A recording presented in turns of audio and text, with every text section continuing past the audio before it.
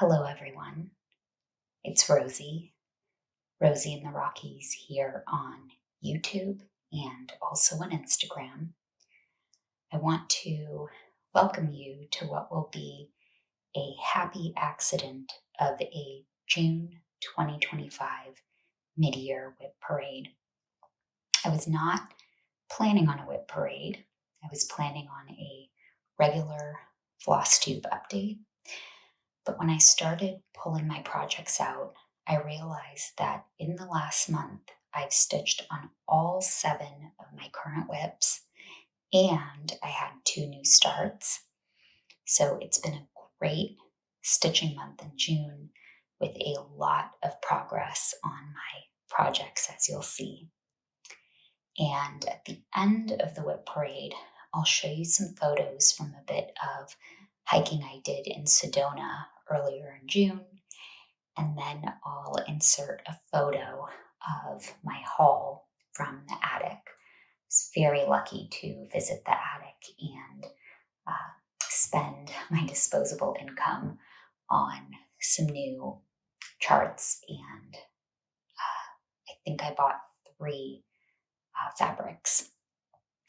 If you want more details about my trip and where I hiked and my visit to the Phoenix Art Museum and the Desert Botanic Garden, I will leave a link to a vlog style video I did below and posted earlier this week on YouTube. It is I think they call it a silent vlog, so I'm not talking in it. I'm just putting together clips and showing you where I was, and then inserting captions for what I did, where I was, what I was thinking, what I was stitching, and so forth. Before I get into the WIP parade, I'd like to start by thanking those of you who watch, who subscribe, who like, and especially those of you who comment on my videos. And I want to welcome the 40 or so new subscribers who found me through my last Flosstube update at the end of May 2025. When I started this channel, I knew that I wasn't going to be someone who had hundreds of subscribers, and I didn't even think I would reach 500. I know that for many of you, that may be small beans in the world of social media. There are tons of Flosstubers who have thousands and sometimes even tens of thousands of subscribers. I wasn't thinking about that. I knew that not everyone would want to watch me because I am a faceless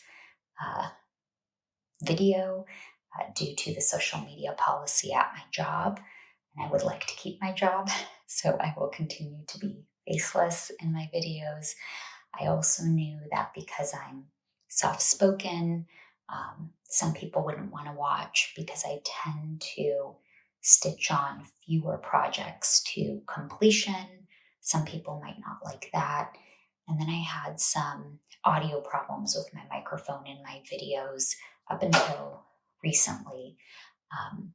That all, I think, in my mind, contributed to this idea that, I'd be lucky if 5 or 10 people watched me. I still feel that way.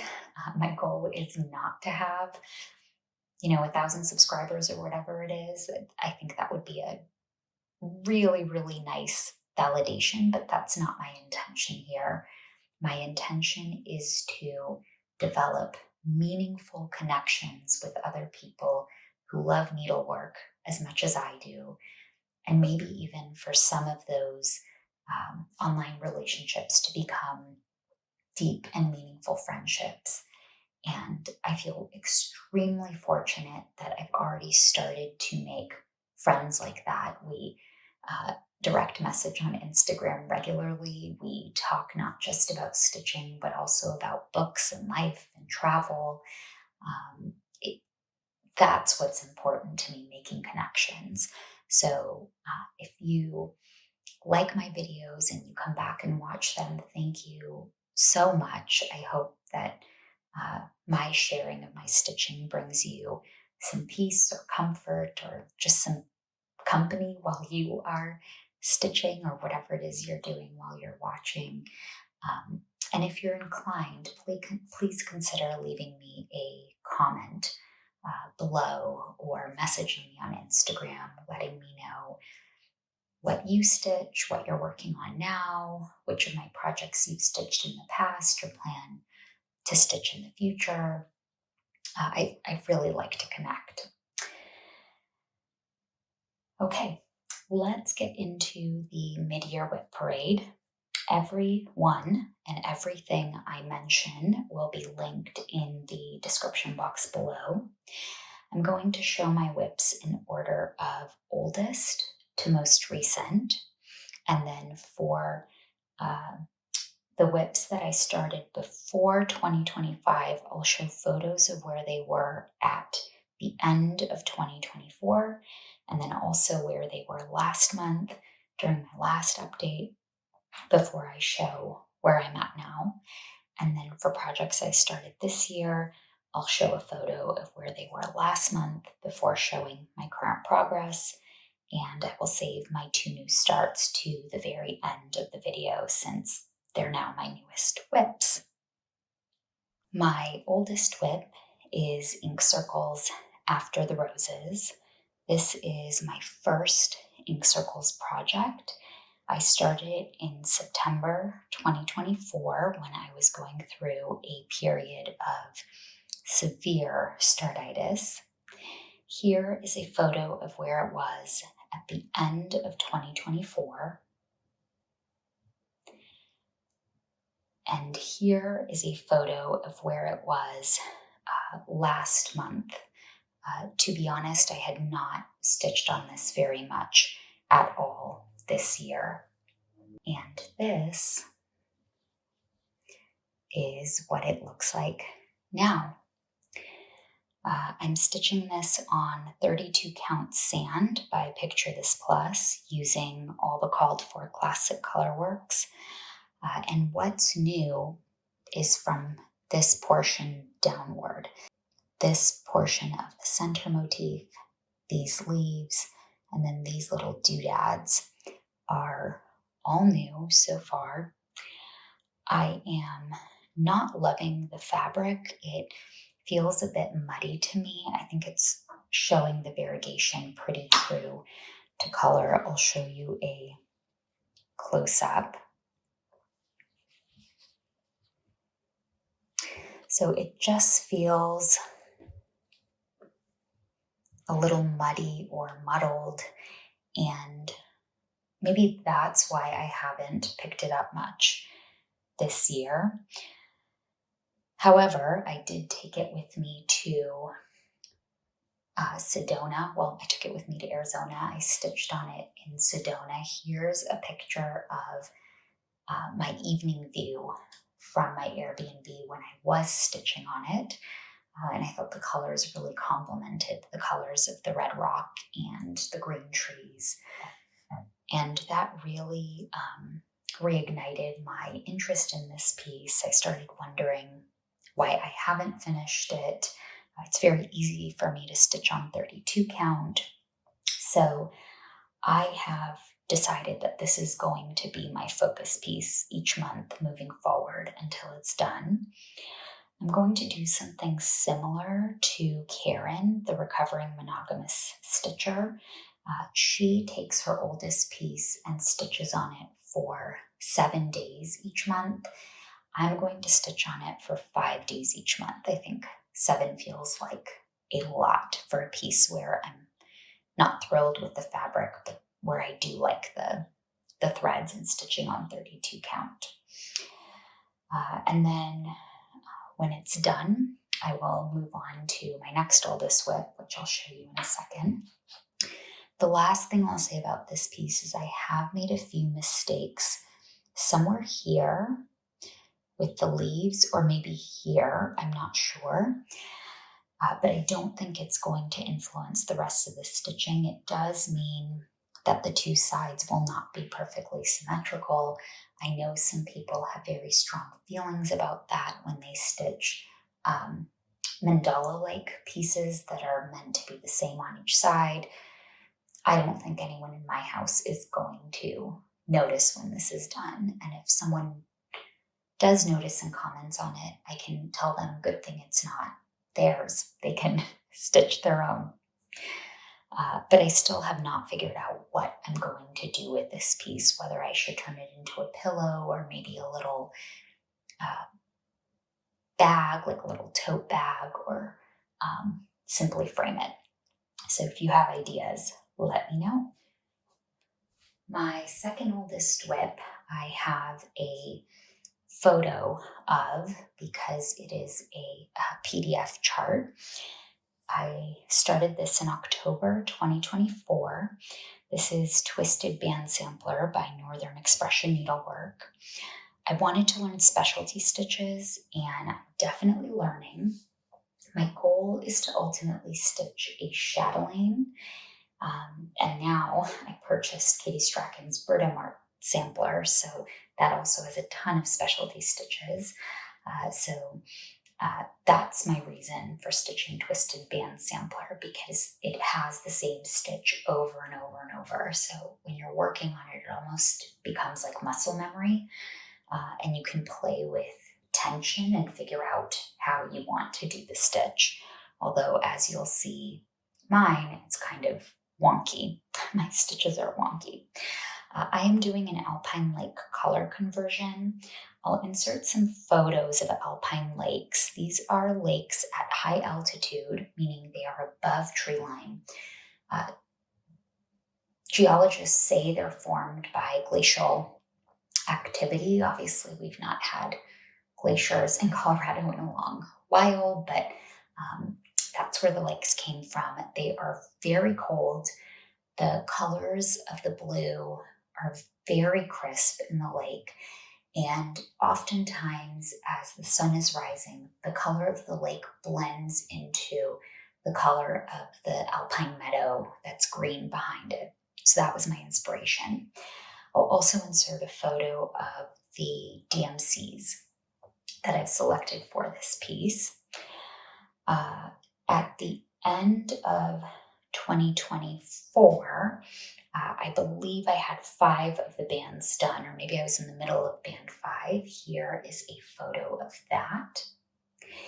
And then last month, I had just barely started band 12. And this month, here is where we are at. And I'm apologizing for the lighting. It is partly cloudy today, so although I'm in front of the same window, we're not getting the same kind of light, but I'm hoping it turns out okay on camera. So it's starting to get too big for the viewfinder. Let's see if we can do a little trick. Okay, can you see that? Okay, I'm not sure if you can see that any better, but as you can see, it starts from a very dark forest green, goes all the way down to a very light green, that then goes into a light blue, and now we're starting to get into the darker blues. And this month, I only got 1 strand of floss in, just about here. These are rice stitches and diamond eyelet stitches. They are teeny tiny. One of the things I've done in this piece is the instructions say to use 28 count fabric, which I am doing. This is 28 count Stonewashed by Seraphim. And the instructions also say to use 1 strand of floss for all of the specialty stitches. Instead, I've done a combination of 2 and 1 strand because this fabric is a loose weave. So some bands with the specialty stitches like this one, I'm using 2 strands. And then other bands, particularly where the stitches are really tight, I'm using 1 strand. So that is Twisted Band Sampler. I'm hoping for a finish this year, but My interest in this piece waxes and wanes. Some months I'm very excited about it. I'll stitch 1 or 2 bands. Other months, like June, I was just more interested in other things and didn't get to this one. So we will see what happens until it becomes my focus piece when Ink Circles After the Roses is done. And then hopefully we'll have a finish by end of year so that I can feel like I checked a box with specialty stitches and then start my first chatelaine. And the last thing I want to say is that if you look very closely, which I'll ask you not to, but if you do, you will see my stitches are wonky each time I start a row on this side. And then by the time I get to the end of the band, I have kind of figured out my tension. And so this side of the piece looks much nicer than this side, but that's okay. This is a learning project. I'm going to frame it, and I have a place for it in our living room already, regardless of, the mistakes I've made and the tension issues. I don't mind that. For me, this is about learning. My third oldest WIP is Mirabilia's Botanical Garden. I started this piece on November 8th, 2024. I will never forget that day because it was the day we closed on our dream home. We had been in escrow for many, many months, negotiating with the seller and waiting for them to finish repairs. And we had wanted the house for a couple of years. We had been keeping an eye on it. And we closed on the November 8th during a snowstorm, so we couldn't go get our keys. We were in the middle of packing the house that we had lived in for 15 years, and the movers were coming in just a few days. So, of course, I decided that I needed to start a new start to celebrate the closing of our house and to avoid packing while I dictated what other people packed in my household. She only got a little bit of attention in 2024. Here's a photo of where she was in December 2024 when I stitched one side of her crown. And then here's a photo of when I worked on her in March 2025 and finished the flower crown. There was a gap in working on her between November and March because I was actually working on 2 other mirror designs, and one was a birthday present, so I needed to finish it in time for that friend's birthday, and then the other one I was stitching to wrap up for Mirror May. So this one has not gotten very much attention yet in 2025. But here she is now. And you are going to see a lot of dangling threads for many of my WIPs moving forward. That's where I'm in the middle of working. So everything that's new is her entire face and then the beginnings of her neck. Do not be alarmed. She does not have an injury. I just haven't stitched this color of her neck in yet, and I haven't finished her collarbone and shoulder yet, but I did get to the beginnings of the flowers here. I'm stitching her on a piece of 32 count Capri by Seraphim Fabrics. I selected this color fabric because I wanted a more tropical garden look. The original design is stitched on pink, and most people who I've seen stitch it on Instagram and on Flosstube have either used a similar pink color or a white or a cream. And I just really wanted it to feel like she was emerging out of this tropical background with her flowers. So while some of her flowers do blend in a little bit, I really like that look. And I think when it's all done with the beads, it's going to look great. It's not going to look too blended. You can see that I'm doing the skin 1/1, half cross, which is my preferred way of stitching fancy lady skin. I've tried 2/2, 1/2 full cross, 1/1 full cross, 2/1 half cross. This is my preferred 1/1 half cross. And you can also see here that this eyebrow is a bit wonky because I was trying to follow the pattern exactly. But when I go back in to do the back stitching in her face, I will fix that. With Miras, I always stitch the full crosses and skin with DMC first, as well as the cryneck. You can see this piece has some cryneck here, and there will be more in the flowers. And then when I'm done with all the DMC and cryneck, full crosses and skin, I go back through to do the back stitch and the beading. This one has a lot of beads. I'm quite excited about that. My best friend is also stitching this one, although on a called for fabric.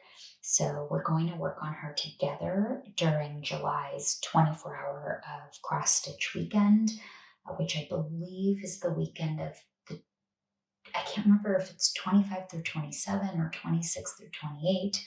I'll have to look it up. But if you are stitching her or you want to stitch on any Mira or Nora design with us during July's 24 hours of cross stitch, please get in touch and we'll add you to our messages so we can all message together in a group. Next is my therapy stitch. This is Hands Across the Sea Samplers, Martha Walmsley, 1847. And I call Martha my therapist because I seem to reach for her whenever I am stressed out or concerned about something, and she always makes me feel better. I really, really enjoy her. And this was my last start of 2024 in December. So this is what she looked like at the end of 2024. This is what she looked like last month. And this is what Martha looks like now. And again, hanging thread. So what's new is I first started on these flowers, realized I had made a mistake somewhere in here. And instead of being patient and figuring out where it was, I thought, you know what? Let's start on the other side of the border. And so I stitched from here all the way down. This is the last flower and leaves at the bottom of the right border. And then I'm just going to come across and meet it. I may end up fudging it. I think my mistake does not have to do with lining up the two borders, I think. I'm hoping for that. But if it does, then I'll just start working backwards and rip out. I am not patient when it comes to frogging. I will do everything I can to fudge what I'm working on and move on from it, which means all of my pieces are customized. I apologize if you hear people talking very loudly outside. Our neighbors next door are standing right outside the window where I'm filming and having a very loud and enthused conversation. A few things about this piece. The chart is a Hobby House Needlework exclusive. I believe they still have the chart and they will sell you a full kit. This is the called for fabric, 40 count Lallybroch by Tabbycat linen. I fell in love with this fabric and I will one day buy more Tabbycat linen because I like it so much. And I am stitching using DMC. I don't often stitch with silks. It's typically hand-dyed cottons and DMC, although I am kitting up a silk project right now that you might see later this year. The other thing I'll say about this piece is people do complain about how finicky the border is. There are a lot of color changes, but I have found it to be very soothing. And I think because I'm attracted to this kind of Victorian floral aesthetic, it does not bother me at all. I'm not yet tired of the background.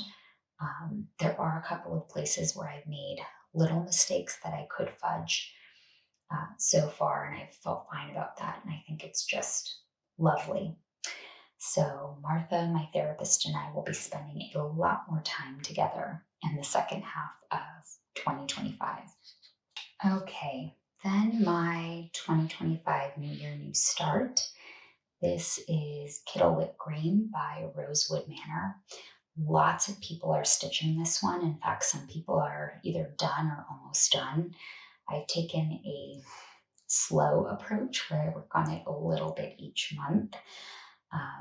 Last month, mine looked like this. So here's a photo. And I had finished the alphabet and had started working on the tree and some of the little doodad motifs. This is what it looks like now. So as you can see, I have finished the tree. I've added all of these little floral motifs. I'll show you a close up in a second. And I've started working on this band with a little bird in it, which is so fun. I am having the best time working on this piece. So here is a close up. And then here is the entirety of the piece. So you can see the whole alphabet.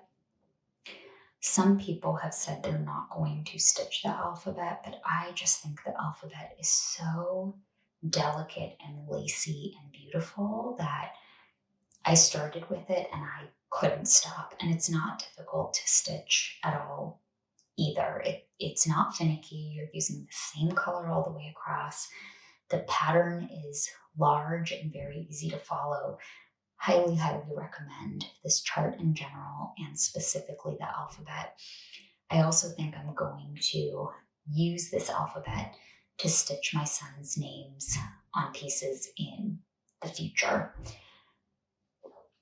Okay, then in February 2025, Angie Slowly Crafts, who has a Flosstube and an Instagram, and I both wanted to start projects that had a red house. There's a little red house right there. She started Strawberry Fields by Blackbird Designs, and I decided to start this pattern, Manor at Quaker Hill, which was a 2020 Brenda Gervais with the needle and thread release. Last month, here is what it looked like. So I had finished page 1, the top left page, and had started working on page 3, which was just beneath page 1. And this is what it looks like now after another month of stitching on it. So I can't remember if I'd fully finished the house or only partially, but I had only had 2 of the swans in and only a bit of the water. So I finished the water, I finished this fence, added this tree, stitched all this grass with these 3 little birds, whatever these creatures are, stitched them, and then did all of the straight stitches in the grass, which are so fun to stitch. I did find the variegation in my floss. I'm using the Called For Weeks Dye Works, the Called For 36 count Legacy Linen by Picture This Plus. It is hard to control the variegation for me in this grass. It ended up looking like the way my sons mow the lawn, which is with no rhyme or reason every which way.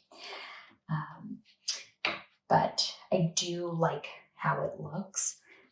Here is a close-up of the house, which I think is so sweet. There's something very romantic about this design to me. It speaks to my 1990s mauve living room in my mom's house with flowers everywhere. And this is the piece that I will pick it up and then I have to force myself several days later to put it down and work on other things, because otherwise I think this would be the only project that I stitched on. Angie and I did decide that we're going to work on it this weekend and maybe another weekend later this month. So if you have a sampler with a red house and you want to join us, please comment down below or contact us on Instagram, and we'll add you to our chat, and we can all share our progress and love of charts with red houses. Then last month I started at the end of April, but it was really for my birthday. On May 1st, I started Sarah Rinder, 1841. This is a limited edition chart through Needle in a Haystack in California. And I believe the last I checked, they still had the chart, because I purchased the chart for my best friend when she saw me stitching on it.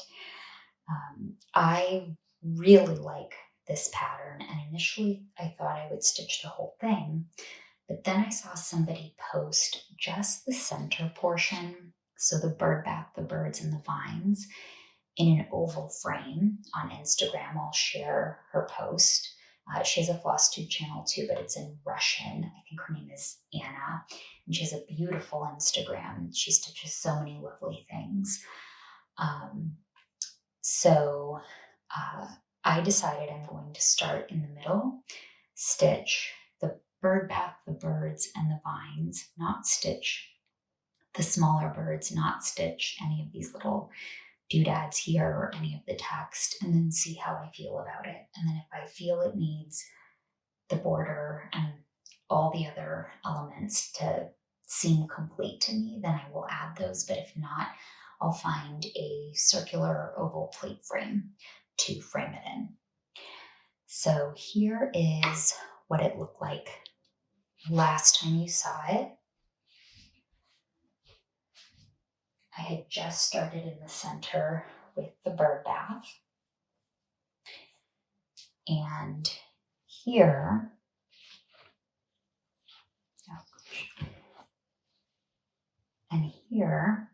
is what it looks like now.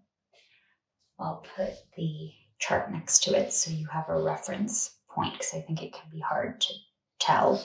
So this little bird head is this bird here, and I've stitched a good portion of the bird bath and some more of the water. This was, I think, 3 evenings of stitching. This will be a fast stitch. It's not complicated. There's a lot of block stitching. It's probably the simplest of the Hands Across the Sea charts that I own, at least, and I think that I have seen. So this is a great project if you'd like to try a hats design, but you're afraid of things like satin stitches or the size of their larger reproductions.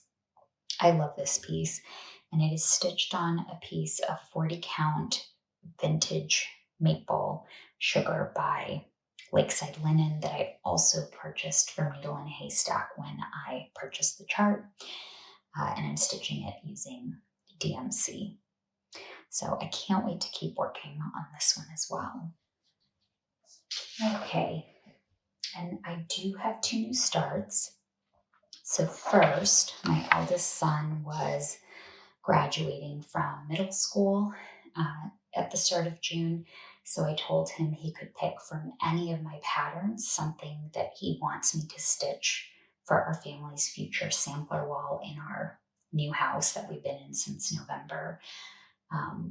And that piece would be kind of my memory of his finishing middle school. He's 13 years old. He's an adolescent. He's about to start high school. I am grieving because I'm scared for him to grow up. Everything's great. I'm semi-joking. But I wanted to kind of commemorate the end of his middle school time. So he selected an old Marie Barber pattern from the Just Cross Stitch magazine CD that I own, called Old World Floral. I'm sorry for the awful printout. I have this CD and I don't want to waste printer ink when I print in color, but maybe I'll show you a little bit of a close-up. I have not seen many people stitch this. I've seen a few people post on Instagram. I just think it's a beautiful chart. Yeah, lovely. And I think my son liked the parrot because, as he said, it reminds him of a pirate's parrot. And I like the parrot with all the brightly colored florals around it. So I am stitching this on a 36 count silver lining by Seraphim. I love this fabric. Sorry for the loose threads. Using DMC 1/2 full cross, and I spent about a week on it. I'll show you a close-up. This is very detailed stitching. There are probably like 8 different yellow shades, like 6 different browns, 10 different blues. I think it's going to be a really beautiful piece when it's done because of the colors that were selected and the various shades of colors. You know, Marie Barber doesn't just pick 1 or 2 blues. She picks 10 to 15 different shades of blue to create dimension and depth in her designs. So I really love it. There's so much detail in the piece. I've loved working on it so far. As I mentioned, I love stitching on Seraphim, and I think this silver lining color is going to be a perfect background for this piece. So I'm not sure when I'll pick it up next, because I'd like to keep making progress on some of my older WIPs, but it's definitely a contender for this coming month of July. And my last new start is the Scarlet House's Smith sampler. Everyone and their grandma and their grandma's dog has stitched this one. I wasn't planning on an extra new start, but when my eldest got to pick the Marie Barber piece I just showed you, my youngest said, "Fair is fair, Mom." And then he also wanted to pick a piece. I've wanted a stitch Smith sampler for a long time. I just think it's a really beautiful piece. The way it's structured and organized is very appealing to the eye. I really like the colors. And so when I told my youngest he could pick anything and he picked this, I took it as a sign and thought, that's perfect. I'm going to have 2 new starts this month. So I will show you my piddly start. And here it is. This is just the very top border that you can see right here. And I'll show you a close-up in a second. This is a 40 count fox and rabbit linen in the color Baked Clay. And I wanted to pick something a little bit deeper and a little bit kind of pinky in tone because I thought it would play nicely off of the reds and the cream in the piece. When I've seen others stitch it, everything that is cream or white really stands out. However, I'm feeling like this cream DMC color, the one that is in the center here and then this white color here, I'm feeling like it's not standing out as much. So the next time I pick it up, I might play with a couple of different colors because I would really like the white to be quite bright and fresh looking. I did think about doing the whole border in this color and just leaving it as is and then picking a brighter white for the center of the piece. So I might do that as well. If you have suggestions for a favorite DMC that's white but isn't B5200 and isn't Blanc, because I think those are too stark, please let me know what you think, or if you think I should just leave it as is for now and see what happens when I get to the Swan, which I think is really the special part, or the most special of the special parts of the piece. What do you think? Okay, so those are my 9 WIPs, my mid-year 2025 WIP parade. I am just going to throw up a photo that I posted on Instagram of my haul from the Attic Needlework when I was in Arizona last month. Many of these charts, especially the Manny Di Donna chart, have been on my wish list for a long time, so I'm really glad I got them. But also, I need to stop purchasing and keep stitching what I own, because unlike many stitchers, I am not a collector. I purchase things because I want to stitch and give them, or stitch them and hang them up in our home. And then the last thing I will leave you with are some photos from my hiking in Sedona. If you like those photos, you can also check out my vlog where I pieced together some clips from hiking, but also other things I did, including visiting the attic. I'll link that below. And before I put the photos up, I again just want to thank those of you who watch my videos, who express interest in my stitching, who comment and talk to me, and especially those of you with whom I've formed some online friendships that actually are quite deep. You all know who you are. I hope you all have a very peaceful, very restful, and very enjoyable month of July with your stitching and otherwise. And I will see you in my next update at the end of July. And here are those photos.